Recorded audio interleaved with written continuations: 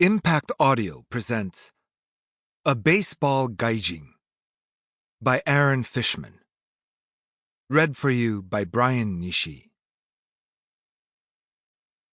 A pair of recently departed relatives who were perpetually supportive of me and this project, Jerome Behar and my maternal grandmother, Alice Neiman. This book is also dedicated to my amazing father, Joel. Forward by Don Nomura. Most people first associate me with Hideo Nomo, and I wouldn't have it any other way. I'm very proud of my role in helping Hideo make baseball history.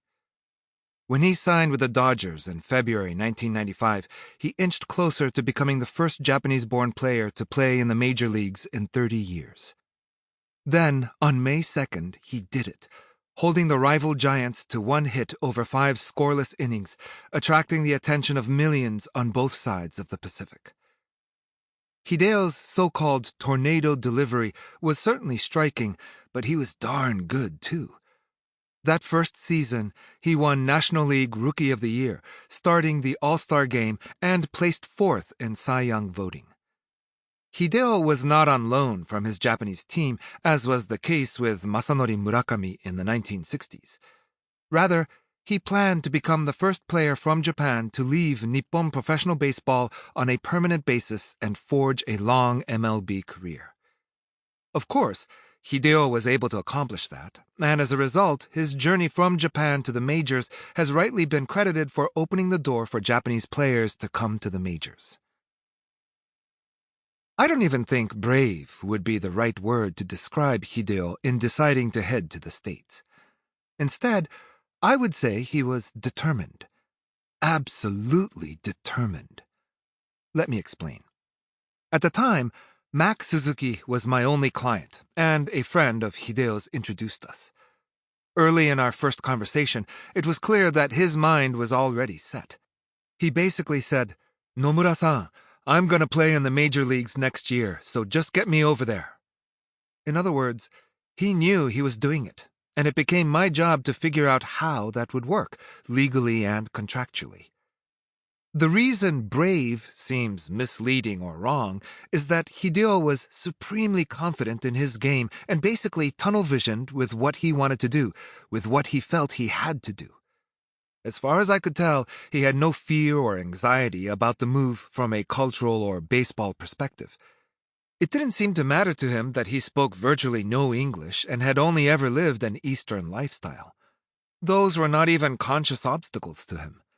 His goal, his motivation, was to play in the big leagues. Everything else was secondary. Maybe, at 26, he was too inexperienced or naive to anticipate how difficult some of those cultural adjustments would be. Regardless, we hatched a plan, and he was fully on board. I told him, "You have to learn the language. You'll have an interpreter, but I want you to go out with the players, talk with them, get to know them." It turns out he quickly got close to fellow starting pitchers Ramon Martinez, Chan-Ho Park, and Ismael Valdez, all through the speaking of English, which was the first language of none of them. Mike Piazza became a good friend, too. Most of all, though, I think then Dodgers owner Peter O'Malley's embracing of the role of a fatherly figure ensured that Hideo felt comfortable in every aspect of life, from living quarters and team travel to the on-the-field matters and everything in between. It wasn't as if Hideo didn't receive significant support from others. He did, and it was invaluable. But all the support in the world would not have mattered if he were prone to giving up and returning to Japan when circumstances became difficult. My point in touching on Hideo's story of overcoming challenge after challenge to make history is to highlight the singular importance of setting a goal, as lofty as it might be, and going after it with everything you've got, no matter the sacrifices you have to make.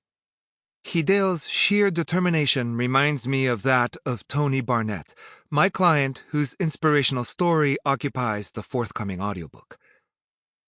Tony, a white American choosing to go to Japan in the hopes of revitalizing his stagnating career and one day achieving his lifelong goal of pitching in the major leagues, is in some ways quite different from Hideo and his past. Sample complete. Ready to continue?